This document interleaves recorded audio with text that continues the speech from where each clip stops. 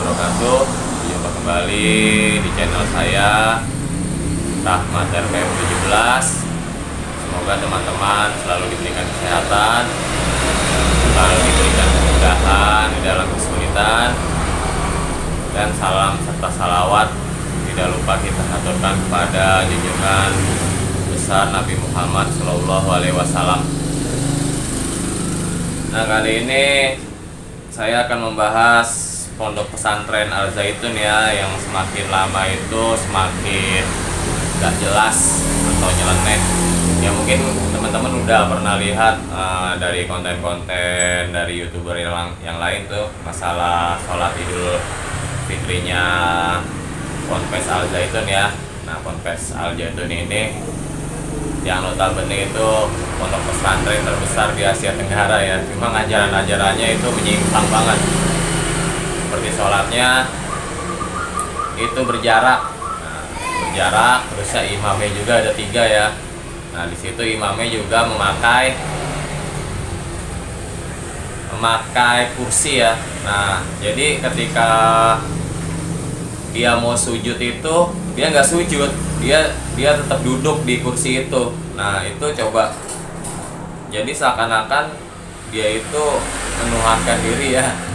Yang lainnya pada sujud, dia duduk, imamnya itu si Panji Gumilang itu nggak benar ya. Dalam ajaran Islam itu nggak ada, kecuali imam itu duduk itu dalam keadaan uzur atau sakit ya, itu boleh duduk, boleh berbaring sholat itu. Nah, kalau berbaring nggak bisa, kita boleh isyarat dengan mata, jadi itu udah menyalahi. Yang keduanya juga kita lihat di video-video ataupun konten-konten itu, di situ ada jamaah perempuan yang berada di saf paling depan. Nah, Rasulullah pun nggak menganjurkan ya, karena sebaik-baiknya saf itu perempuan itu berada di paling belakang. Saf terbaik seorang lelaki itu berada paling depan. Nah, itu udah menyalahi aturan baginda besar Nabi Muhammad SAW.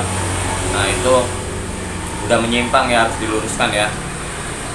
Jadi ini saya berharap banget pada pemerintahan ya, mungkin di ahlinya seperti Menteri Agama ya, Bapak Menteri Agama, Gubernur Jawa Barat, dan Bupati di daerah Indramayu itu harus bertindak cepat ya. Ini harus diluruskan karena ini permasalahan masalah umat ya, yang notabene Islam itu terbesar di Indonesia gitu. Islam itu terbesar di Indonesia. Kita lahir fitrah sebagai agama Islam, kita sudah memeluk Islam, alhamdulillah ya. Karena di barat-barat sana seperti di Inggris, di Rusia itu subhanallah, Allah memberikan hidayahnya kepada orang-orang Inggris ya. Banyak orang-orang Inggris yang sekarang itu banyak memeluk agama Islam, karena agama Islam ini agama yang benar-benar rahmatan lil alamin ya, yang dibawa Nabi Muhammad SAW. Nah, yang ketiga juga itu yang tidak mengejutkan itu seperti salam ya, seperti salam waktu pas di pondok pesantren Al Zaitun sudah viral tuh ya. Nah, salam itu ada asal itu ya, apa, lagu-lagu Yahudi ya. Padahal di dalam masjid ataupun aula kita itu ya assalamualaikum saja sudah suatu kebanggaan ya bagi kita ya. Itu assalamualaikum itu adalah suatu doa ya. Ya, jadi jangan dimain-mainin itu masalah salam itu. Terus saya juga bermazhab Soekarno dan Soeharto. Coba kalau Presiden Soekarno itu ya tetap aja, kalau mungkin kita ini nggak tahu namanya zamannya Bung Karno ya kan. Mungkin bapak saya yang usianya 117 tahun, dia juga pahlawan revolusi, dia tahu sejarah Bung Karno. Beliau pun, almarhum bapak saya pun juga berjuang dengan bapak Bung Karno ya. Jadi Bung Karno itu nggak mungkin dia sholat itu ada jamaah yang berada di depan. Nah, terus saya juga kata dia Bapak Soeharto pun saya juga mengalami ya periode Orde Baru itu Bapak Soeharto ya kan. Bapak Soeharto kalau melaksanakan sholat id itu nggak ada jamaah perempuannya di depan, jadi udah menyimpang banget itu, udah menyimpang banget. Ini kalau pemerintah nggak bertindak cepat, nggak langsung meluruskan. Nah ini yang saya takutkan, ini Indonesia ini kena murkanya Allah Subhanahu wa Ta'ala ya, seperti yang di India itu. Pendeta India kan tahu sendiri kan, dia akan menghancurkan Ka'bah. Tapi apa? Allah memberikan balasan. Itu panas di India, suhu panas di India itu sangat terik banget ya. Jadi banyak sekali orang-orang India itu yang meninggal di India itu karena suhu terik yang panas ini. Mungkin waktu teman-teman sebulan kebelakang ini kita lihat ya, gerhana matahari itu kan panas banget itu. Nah itu Allah langsung memberikan azab itu kepada orang-orang India. Nah yang saya takutkan ini kalau nggak ditindak dan dilanjuti ini penyimpangan ini nih oleh Panji Gumilang ini, yang saya takut ini tanah kita ini, tanah tercinta Indonesia kita ini yang notabene 80% ataupun 85% ini orang Islam ini, saya takutnya seperti di India gitu. Tapi ya kita selalu berdoa ya, semoga kita selalu dalam lindungan Allah Subhanahu wa Ta'ala. Nah, terusnya juga ada lagi nih, baru nih ya dari Panji Gumilang nih. Jadi semakin lama itu dia semakin nyeleneh. Di sini dia bilang Nabi Muhammad itu berkalam gitu. Jadi Al-Quran itu kalamnya Nabi Muhammad. Nah, jadi Al-Quran itu katanya itu tulisannya Nabi Muhammad. Nah coba kita lihat videonya ya. Nah, kita lihat videonya. Nabi Muhammad juga sudah mendeklar Zalikal kitab la raib. Lihat. Itu Nabi Muhammad yang mendeklar itu atas wahyu ilahi, bukan kalam Allah. Kalam Nabi Muhammad yang didapat daripada wahyu. Nah kalau Allah berbahasa Arab susah nanti ketemu dengan orang Indramayu. Prewek itu nggak ngerti, Gusti Allah nggak ngerti kalau artinya. Bacalah semua itu. Kita lihat ya kan video tadi tuh. Jadi setelah dapat wahyu, Nabi Muhammad itu berkalam gitu kan. Jadi perkataannya bukan dari Allah, karena Al-Quran itu datangnya itu langsung dari Allah Subhanahu wa Ta'ala ya, berupa mushaf, berupa wahyu yang diturunkan kepada nabi-nabi ya kan, lalu dikumpulkan oleh para sahabat. Nah itu, jadi ini Panji Gumilang itu nggak jelas sudah. Jadi kalau kita ini tahu ya sebagai umat Islam itu Nabi Muhammad SAW itu ummi ya, tidak bisa baca tulis. Nah bagaimana Nabi Muhammad bisa membuat atau mengarang Al-Quran ya kan, kalau tidak dia mendapatkan wahyu gitu. Ini udah nyeleneh banget ini orang ini. Nah terusnya juga dia bercerita tentang Nabi Zulkifli ya. Nah dia bercerita tentang Nabi Zulkifli. Nah katanya Nabi Zulkifli itu adalah Buddha Gautama ya. Jadi nih dia nih berpikirnya dengan ini nih, terlalu logikanya terlalu maju ke depan banget gitu ya kan.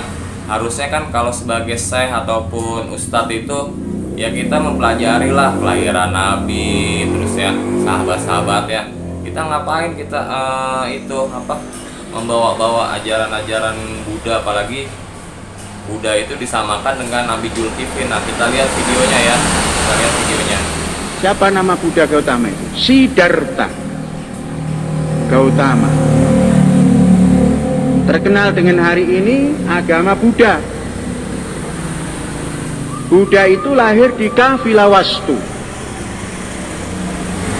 Kapilawastu itu dalam sejarah adanya di negeri India. Nah, jadi dia bilang agama Buddha itu tidak laku di India. Emangnya agama itu dagangan ya kan? Kan aneh ini orang. Ini nyeleneh nih. Kemudian kalau ditilik daripada nama, Kapilawastu itu ada seorang nabi. Orang Arab tidak mengatakan Siddhartha Gautama, tapi Zulkifli. Itulah yang dinamakan Nabi Zulkifli yang memiliki Kapilawastu. Terkenal Nabi 25, satu diantaranya Zulkifli sebelum Dawud. Zulkifli, Dawud, Sulaiman. Nabi Zulkifli, turunan siapa ini? Tidak mustahil itu adalah turunan daripada Ibrahim. Tidak mustahil. Saudara-saudara, peninggalan Buddha kalau kita tilik di Myanmar tidak menjadi keajaiban dunia. Myanmar itu Buddha itu ada Buddha Mahayana dan Hinayana. Ini bagaimana ini? Pelajar kok nggak tahu itu, ha? Dalami. Baik dari sisi Mahayana maupun Hinayana, kita telusuri dari Myanmar, dari Cina dulu, India dulu tempat lahir. Tidak ada. Tidak ada. Kuil-kuil di India tidak ada yang dinamakan peninggalan abadi yang merupakan keajaiban dunia. Dari India yang paling dekat, karena agama Buddha itu tidak laku di India, lakunya di negeri Cina. Di negeri Cina sana, Mahayana. Kita tengok, tidak kita temukan peninggalannya.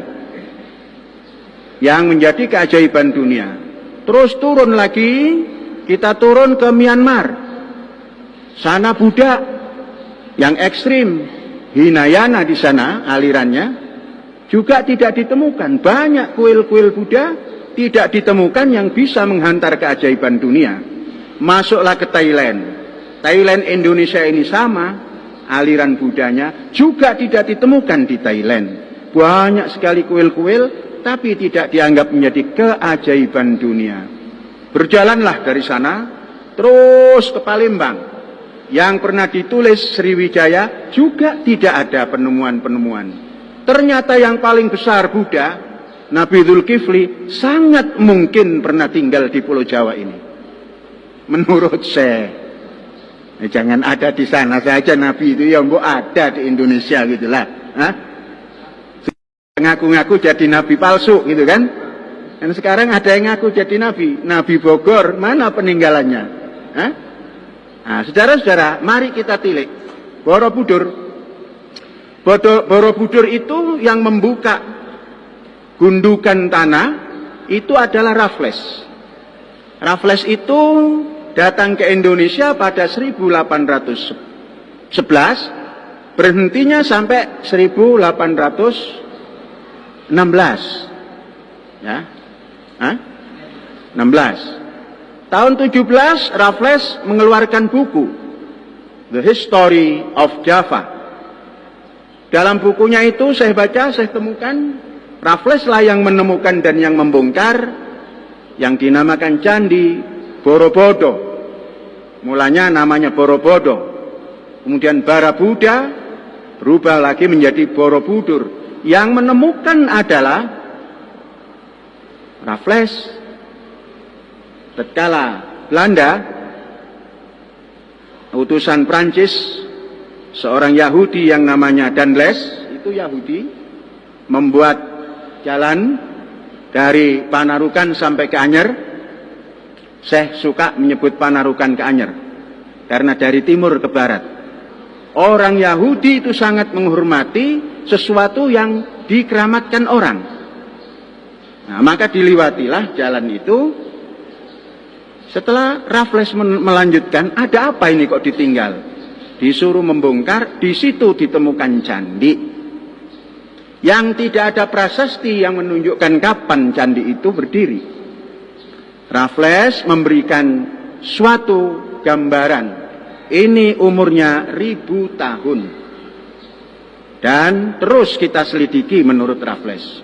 Maka dibawalah patung-patung yang ada di kanan kiri, patung Buddha yang aslinya dibawa ke negeri Inggris. Sampai sekarang ada di sana, menurut Raffles. Nah, di sanalah saudara-saudara ada sebuah bukti yang kemudian oleh PBB diperbaiki lagi, kemudian dinyatakan ini keajaiban dunia. Maka Nabi Dzulkifli ada di sini. Mari kita teliti bersama-sama. Ada di sini atau di mana? Karena tempat lain pun tidak diterangkan di mana Dzulkifli. Yang lebih baik adalah yang punya kafilah wastu kemudian membuat di sini, dan di sini pusat orang-orang India. Di Pulau Jawa ini, di Indonesia Raya ini, awalnya pusat orang India. Jadi Buddha yang paling kuat ternyata bukan di Sriwijaya. Sriwijaya itu pelanjut, adanya di Pulau Jawa. Siapa sesungguhnya Buddha? Syekh meyakini itu Nabi Dzulkifli. Maka banyak ajarannya yang bersesuaian dengan ajaran ilahi. Aha. Dia bilang, saya meyakini bahwa Buddha itu Nabi Dzulkifli, ya kan. Ini udah parah banget. Nah, memang ya alhamdulillah ya, alhamdulillah sekarang ini, kemarin ya teman-teman kita dari masyarakat Indramayu ya, masyarakat Indramayu itu langsung ke pondok pesantrennya Al Zaitun yang punya Syekh Panji Gumilang ini ya.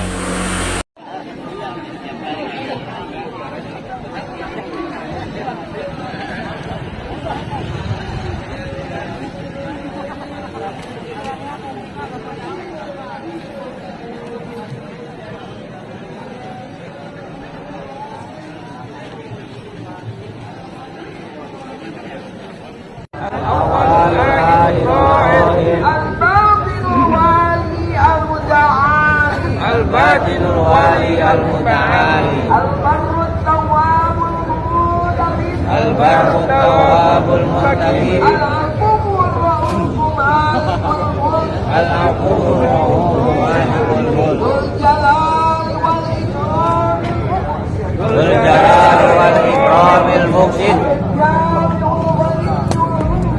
الجامع الغني. Mudah-mudahan teman-teman yang berjuang di sana menyuarakan kebenaran akan ditolong Allah Subhanahu wa taala. Karena barang siapa yang melakukan suatu kebenaran, sampaikan walaupun satu ayat. Karena kebenaran itu dibayarnya pedih ya. Nah, kebenaran itu dibayarnya tidak murah. Kita harus menyampaikan kebenaran walaupun kebenaran itu dibayarnya tidak murah. Jadi teman-teman, saya doakan ya perjuangan teman-teman masyarakat Islam yang di Indramayu ini membuahkan hasil ya, dan saya berharap banget nih pada para pemerintah, terutama Menteri Agama ya, Menteri Agama, MUI itu bertindak cepat lah. Ini masalah agama ya, keyakinan kita ini. Jadi umat Islam ini dirongrong sama umat Islam sendiri di dalamnya. Nah, ini berbahaya banget nih. Ya mudah-mudahan nih nggak berkelanjutan lah. Ini saya kira Syekh Panji Gumilang ini harus wajib mempertanggungjawabkan perkataan-perkataan beliau nih. Takutnya nih jadi nanti sejarah-sejarahnya banyak yang diputar-balikan, ini disesatkan gitu kan. Apalagi di masjid kayak nyanyi-nyanyi Hefun Salom apa coba itu kan. Nah, jadi harus bener-bener inilah, kita ini harus sekarang ini berpandang jernih aja lah, ya kan. Ya saya sih berprasangka baik aja sih, mudah-mudahan Syekh Gumilang ini mendapatkan hidayah gitu. Nah, cuma takutnya kalau kita ini nggak bergerak ya kan, hanya cuma diam aja ya, takutnya nantinya kasihan apa santri-santrinya ini ya kan, dia pengen menghafal Quran, dia pengen belajar tentang tauhid, jadi salah semua karena udah menyalahi aturan-aturan syariat-syariat dalam Islam ya kan. Ya semoga kita semua selalu diberikan hidayah ya oleh Allah Subhanahu wa taala. Terima kasih, mungkin itu saja. Saya sebagai warga negara Indonesia, saya berharap banget kepada pemerintahan Pak Jokowi ya kan. Ini harus segera diusut, harus segera ditindaklanjuti. Kalau enggak ini akan jadi berkepanjangan, berlarut-larut ya kan. Dan mudah-mudahan teman-teman dan masyarakat yang ada di Indramayu ini selalu menyuarakan kebenaran ya. Nah, oke, terima kasih. Assalamualaikum warahmatullahi wabarakatuh.